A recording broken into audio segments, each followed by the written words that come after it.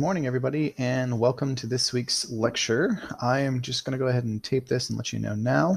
I will be covering these during Schoology conferences as well, but hopefully for those of you that weren't able to attend, this will be helpful. This week, April 14th through the 17th, is a little shortened, which is nice. Hopefully you had a good holiday with family. We're able to take a little bit of time to breathe, enjoy some love and support. All right. Definitely the important piece. So with this week, we're going to be talking about minimalism. To start off, though, I do want to just backtrack and talk a little bit about grades. So many of you have probably seen the Aldi announcement, the fact that we will be collecting 5 grades over the total of this semester. So essentially those 5 grades are all equally weighted. So that means that there's no more major project, daily grade homework. It's essentially all the same. The way that it's going to work in art is I will at least let you know that this is going to be part of what's going to be graded, essentially from here on out, right? There's going to be certain aspects of it. But just because something says assignment doesn't necessarily mean that that's the only thing that's basically going to be the grade, right? So I look at it as, there are certain steps. There could be some smaller steps, a part of a larger grade. But I'll at least let you know if you have any questions, just ask, please. I'm always here. So as far as what those 5 grades look like for me, I'm going to be flexible as far as when you turn them in. Obviously, I know some of you might need a little bit more time with the projects, and that's okay. So just consider, but also understand, obviously, there's going to be other things that you have to get done as well from other classes. So pacing is going to be important, setting up a schedule for yourself to be able to get it done. Now, I'm looking at it from the idea that it's the lowest common denominator. I don't want them to be super involved or super complicated, but it does take into consideration that I want to be able to challenge you intellectually, creatively, sorry. And so that means that materials wise, lowest common denominator, hopefully you have at least a piece of paper and a pen, something that you can be able to create. If it's not necessarily on paper, a cardboard box, something, anything that you can essentially draw on. Hopefully, as long as it's not your walls or your desk or something like that you shouldn't be drawing on, right? So in reality, I'm going to give you that flexibility. You have the materials that that are at home. I'll essentially give you the scenario. This is what I'm looking at. Here's essentially what that grade is going to entail. So the rubric that goes into it based on some certain criteria, and that's what I'm going to be looking for, right? And then participation engagement is going to be key. I can't see you guys.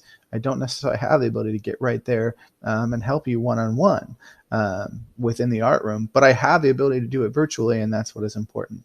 So again, 5 grades from my class, flexible deadlines, flexibility on materials.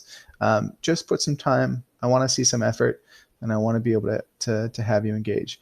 If for some odd reason, for any reason, you are having or feel that you are challenged in order to be able to finish, then please let me know, right? Let's work on that together. I'll help you any way that I can. And all else fails, we will be able to talk and get through it together, okay? That's important. Just create and be creative. All right. So as far as what we're looking at for this week, we're talking about minimalism. That's the important piece. So minimalism, at its very definition, was an art movement, very similar to some of the ones that we've already done, right? If you can look past for that. So recently, as far as modern contemporary, right, that's where we're at. So we're in the 20th century. We're looking at Cubism, Surrealism, right? Abstract Expressionism, and then now into minimalism. So you see it was post-World War II, so after the 1945, and it was mostly prevalent in Western art, so in the United States and Europe, and it was strongly associated first with visual arts. But as we'll talk a little bit about later, you will notice that there was influences in other areas as well. The major time of its influence in creation was the 60s and 70s. So what does that look like as far as a timeline? Right, so going back, our good old friend Picasso and Braque, the guys that really founded and exemplified what Cubism was, there was an understanding that it was showing multiple perspectives on the same picture plane. So you were going out a little bit further. Now, as far as going into Dada and Surrealism, that's when we started to pull away necessarily from the we added a little bit of realism back into it, but it was really influenced heavily on thoughts, emotions, and dreams. So the unconscious, right, or subconscious. We saw juxtaposition, right, taking two objects that weren't normally closely associated and put them in the same composition. Often made it a little bit weird, right? And so the people that really exemplified surrealism that we know of, it could have been Dali or Magritte or even Frida Kahlo. But we did see, as far as surrealism and the Bauhaus movement or Dada movement, was even into other visual art mediums, right? So we saw sculpture, people like Man Ray or Duchamp, that and photography, both of them. So it wasn't necessarily just 2D art. We started to explore outside of that. There was also influences on performing arts as well, and writing during that time. So once we start moving into the 40s and 60s, that's where we get into, we're moving away again outside of realism, but we're really playing with abstraction of form, or in some cases without form. So we talked about non-objective art, right? So really boiling down to the essence of the elements and principles of design to be able to create. So Jackson Pollock was famous for these movement paintings, right? And so he would use the time and the space, and depending on how gestural he was, that's what created his work and the products that came out of it. But then there was the color theory and different pieces that went into it. You may look at it and just think it's a bunch of splatters on a painting, but it was purposeful, right? He had meaning behind it. And then you have Mark Rothko, which kind of moved away. The chaos of what a Pollock painting was on the other, the other end of the spectrum, was this kind of transcendentalism, this really ephemeral style of piece where he would use limited color palettes, very large paintings, to create this very Zen-like, serene color studies. And so if any of you know or have been to the Rothko Chapel here in Houston, you know that it's a very spiritual place. There's a lot of connections between music and kind of spiritual, even, yes, religious a little bit. But and then we move into expressionism, so like O'Keeffe and some of the Southwestern artists that we were seeing, or F64, which was a photography collective. Like Ansel Adams did the very beautiful landscapes in black and white. So it became about this idea of representing thoughts or ideas or idyllic nature, but not necessarily always is the way we would see it in the realistic or naturalistic tendencies. So that's where you got expressive color, right? And we did the shadow tracing in class. So we understood what they were, but they were taken out of context by exploring color, line, variation, repetition, pattern, things like that. And then once you started moving into the 60s, right, this beatnik era, you had all these forms of different kinds of communication and this idea of consumerism. So how do we look at different products and change their meanings? And Warhol, Andy Warhol, was very famous for that. His large-scale screen prints of famous people and things like the soup cans, and used a lot of repetition within his piece, but they were all realistic. They all referenced something. There was a piece. Now we scrap a lot of that, and we blend it almost at the same time all together. With minimalism, 60s and 70s, you started to consider what it was, or what does art mean within that moment as you and the viewer, what it is that you see directly in front of you. Don't worry about what it is that it referenced. I don't need you to understand what idea I had, but as the artist, I'm going to create something for you to experience in the moment and contextualize based on what you see at that direct time that you see it, right? So minimalist art doesn't reference things, right? You're not going to see a triangle or a big collection of blocks that are all stacked up each other and think that that was referencing a mountain or a landscape or something. That's not the point. You won't see references necessarily to portraits or anything like that. Now, there was what we started to after minimalism. There's a little bit of post-minimalism where it might have gone back to, well, I had this certain idea, or I'm referencing something, but it still is about the materials, the space in which the artwork lives in, and really breaking it down into three major characteristics. So those characteristics in this case, geometric, use of repetition, and simple but purposeful. So when we say geometric, right, we all know it's one of the basic elements of art we've been talking about since the beginning of the year. So geometric, shape and form. Shape, circles, triangles, right, rectangles, form being 3D representations of those 2D shapes. So often minimalism, you see a strong correlation between those geometric elements, and it built off of, right, cubism, even non-objective art, right? What are those basic elements? What is the essence of that work for the act of creation, right? It is non-representational. So again, you're not going to see or reference anything that is in the real world. It's about being in that particular moment and how you experience it. So repetition, right, on a 2D plane, you're creating multiple iterations or images of the same shape. And one thing that you will notice a lot of repetition, though, as well, is it was also probably repetitious in the same size and shape and dimensions and all that. So if you have a bunch of lines, you're probably going to see very similar thicknesses throughout that piece of work.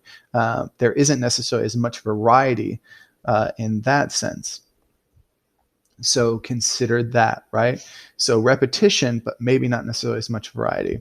You're going to see a lot of the similar shapes in sculpture, or you'll see that piece repeated. So they would have fabricated probably multiple things. Now it might look like chaos. We'll look at one particular piece, but they have essentially that same shape that they've fabricated a couple of times, and then they've somehow implemented it into their sculpture. So when we say simple but purposeful, this is important. So same as anything, as an artist, we have to be able to warm up. You have sketches, you have ideas, you have to get that on paper. You have a process, right? You don't just all of a sudden create and say, there, I'm done. And it isn't just something as simply as, slapping a square or a rectangle on a plane and saying, there's my minimalist work, right? So it does take some time. You have to consider that there's also an aesthetic that you build over time. A lot of these artists that you will see got known for their minimalist aesthetic. You can look at something and know, well, that is that artist, or that is that artist, right? And it often was about limiting their artwork to essentially the basics, or the least amount of whatever material or shape, use of repetition, color, all of that really got them to the aesthetic and the understanding of the piece itself, or what they were trying to create. Okay. So remember, the takeaway, right? We want it to be non-representational, representational, geometric. Use repetition to your advantage, right? Consider how those shapes and how you fabricate, right? Have it be clean. We talk a lot about kind of the hard edge, or we see the hard edge when you look at minimalist work. It's very, very clean lines. You don't see little edges, right? Until you get to a certain kind of post-minimalist artist that Eva Hesse and so on. And then simple but purposeful, right? Being able to create work that is minimal, but the amount of materials that you need to get your point across, your idea, right? How do you go from that sketch to that completed artwork? So as far as notable artists, what we're looking at here, and we start with this famous quote, right? So Frank Stella, this is one of his 2D works, and we'll see a 3D work of his later. But what you see is what you see. Right? Take a moment and think about that. What does that mean to you? Interesting. It's a part of a larger quote, but ultimately what you see is what you see. It's kind of that, like it is what it is, right? It's exactly, if you see this, that is what it is, right? But it's, and I'm not going to tell you, what it is or what isn't it, because for me, it just is, right? So Donald Judd was one of the artists that are probably one of the most famous and is most known with minimalism, because he really challenged this idea of sculpture and idea and how it fits within a place. If any of you have been to Marfa, Texas, the Judd Foundation and Marfa is essentially kind of an ode to his minimalist work. So that's something to consider.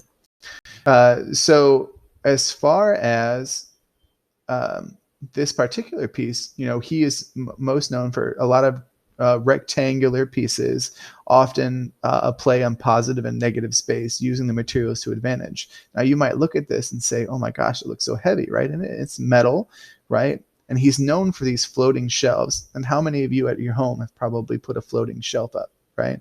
While not necessarily a new concept in furniture design and decorations, because most major mantelpieces with even going back to 16th, 17th, 18th century, if it would have been natural wood, they would have floated it into the wall.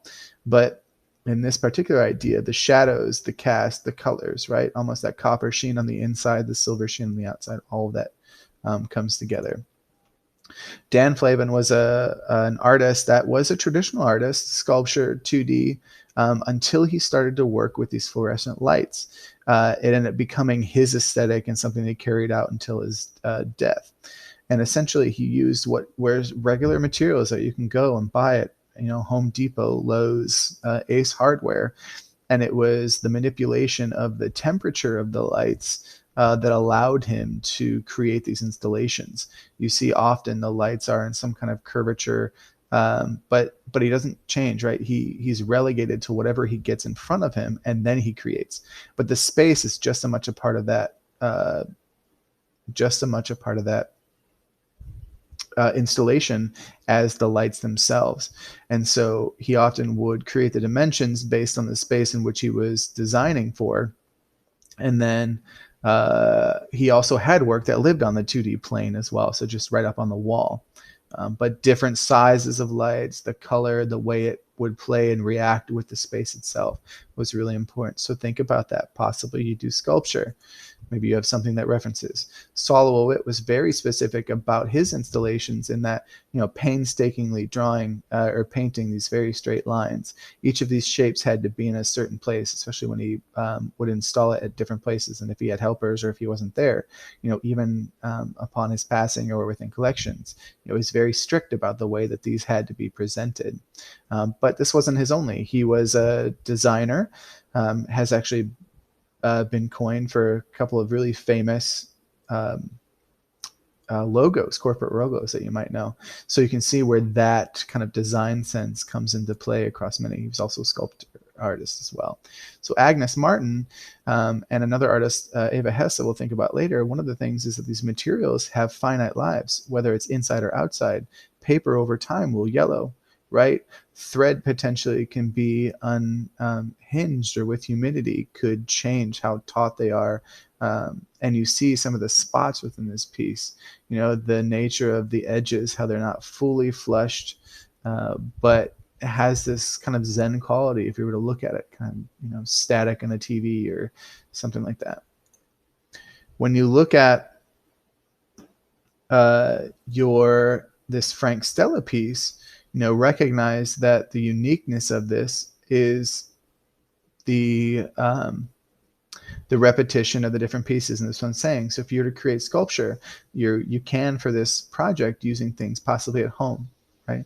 Imagine what is going to be a substitute for creating these thin pieces. Maybe you have fishing line, or you have rope, twine, these large pieces of metal. What would happen if you use a 2-liter, right? Or pop cans or something to that effect. But please be careful, obviously, when you're using that material. But notice how they all interact with each other. Now it's non-representational. They're just different forms. Okay. But you can certainly create a minimalist structure with materials that you have at home. So I said that minimalism is still around today, even though it was heavily adopted in the 60s and 70s and created, but there's still influences today. We see it in music, for one, architecture, furniture design, and even lifestyle, right? How many of you have seen the show, that Marie Kondo show on Netflix, right? Declutter your life, doing all that. If you live a minimalist lifestyle, you're said that you should have less than 100 possessions, right? Objects. So as far as music, when you go in here and you look at this, this is a This is a link to a YouTube video of DJ Spooky, which is a pretty well-known DJ, works a lot in the minimalist landscape. So you will find when you listen to it that there's repetition, right? Think about geometric shapes. What is a sound wave, right? What does that look like? How does it loop together? And then purposeful, right? When he's creating, when a DJ puts together music, he has to make it blend. He uses beats per minute. There's a lot of different ways in which he has the undercurrent of a bass line versus, your effects, all those different things that you can put on it. But you not only see it in electronic music, but they have minimalist music and classical compositions, all those kind of things. So in furniture and architecture design, you think about what do all those lines do with a space? How can something that's supposed to be so comfortable look so uncomfortable? But many people swear by it, right? The way that it opens up a room, right? As a parent, there's no dang way I could actually have a minimalist room. I think my kid has 100 possessions alone in her toy box. But you consider the color, the space, the lines, the way your eye moves around the space is all important within architecture. Minimalist architecture is pretty huge, and I think it'll be around for a long time. The more futuristic we get, it seems like minimalism is a big thing. When you think about color palettes, right? How do they go together? How can you limit it?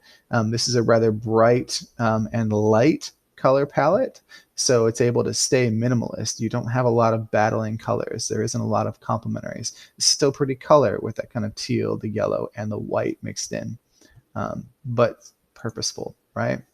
When we look at product design, you see this evolution of Nesquik, right? How many of you love chocolate milk? I know I do. My daughter asks for it every single morning, right? Not necessarily the best example as far as true minimalist design, but it does show you the continuum, right? You start with something that's more pictorial, image-based. You boil that down, you take out that iconic rabbit, and you get just that logo. You strip away all the fancy additives to it, and it just becomes the vector-based design. Now, to take it one step further, I might replicate what is a bunny, right? Maybe it's just an ear, right? But we're getting probably post-minimalism because it is representational when you do that, but you kind of get the idea, right? Chocolate milk, it could be a drop of chocolate, right? It's kind of splashing out. It's this idea. But even just the blue and the yellow is iconic with Nesquik, so you consider that, right? Think about a logo or something that you think is, say, like a car, right? The VW or Volkswagen Bug, the Beetle, right? If you were to just put the outline of that car, you would totally know that that is a Beetle, right? Things like that. Minimalist poster design. This is huge. I love it. My hope is that if we get a digital arts class at Avalos, that this is one of the things that we'll be doing, creating, posters that are minimalist in design. So Lady Gaga, we all know her. She has this iconic look, this idea. She's a little kooky, right? She loves her costumes. Now, this is a way for you to consider what that looks like. A very limited color palette, white, black, kind of that cool gray, and some simple text just to give you the person, the date, and the location. But imagine if you didn't have any of that. Would it still ring true, right? I almost think of like Sia. All right, now we have photography. Now, limiting it to just some complementary colors, cropping it in a way. The photographer is sitting down a little bit within this piece. They're looking up, right? On the other side of this could be a whole like city landscape. If you were to hear it, it could be a bunch of bustling trucks because this looks like the back of a store. Underneath of it could be a bunch of cars and things like that. We don't know it, but you capture it in a way that it gets those characteristics. Now to the assignment. Now, I want you to create a minimalist artwork that incorporates the three main characteristics. It's geometric, it's repetitive, and simple yet purposeful. So again, it can be 2D, 3D, or digital. I want you to use the materials that are available to you. So that could look like, a drawing, right? It could be a sculpture. Digitally, it could be a photograph, or it could be a digital art piece. If you have a tablet or you have access to some of those kind of programs that allows you to digitally draw, that's fine. A few of you have sent me over work. So I gave you some inspiration just to kind of show you what that process would look like, right? As you're drawing out maybe your notes or you have a certain idea. Remember, sketches are supposed to be loose. How can you maybe take something, or maybe you're inspired by something and you want to break it down into a minimalist form, right? With it. So one of the things that we need to consider when we look at the work of Agnes Martin in comparison to Eva Hesse, they both understood that the materials were finite. The fact that over time that they would change, that they would potentially degrade. So any photographer knows that when at least a photographer that would use film and print on contact paper, is the idea that with too much light or UV light over time will actually break down the piece. And so similar to this, fiberglass with Eva Hesse's work, if you take a look at this particular screen, and then you notice with the next slide, so let me go ahead and just make sure I go back into my slide view here, you will the work yellows over time. So here's kind of one of the earlier iterations of the work, and then later on, we see that a later display, and it takes time, but these vessels yellowed based on the material. That's the same if you leave a car, right? Over time, out in the sun, something gets scraped and you lose some of that paint, that protective covering, it's going to rust. So this patina on these cups, that is the piece breaking down. So paper, things outside, right, the weather, all of that happens. So this particular vessel, one of the things and why we actually would call this post-minimalism is because they did pull away from the idea of not even referencing something, or not necessarily looking at the idea or concept. And while they might have it, that's the artist basically projecting the ideas on potentially the viewer experience. So if that makes sense, remember, minimalism was talking about us being in the moment at the time, seeing it is, or seeing what we see, right, is what we see. So this case, Vessel was a symbol for womanhood. She was a feminist. The parallel there is the idea of vessels always being closely associated with the uterus. But on top of that, the fact that Vessel is a cup, right? Same thing every morning. We have our nice little coffee here. And so the compartmentalizing of her life, right? Her thoughts, her experiences, potentially feelings, but the repetition, the minimalism aspect is that they were all 20-inch forms, regardless of the fact that no two were alike. On the round, the circumference of the piece changed, but the height did not. And so they were all hand built, and that's where you got some of that variety.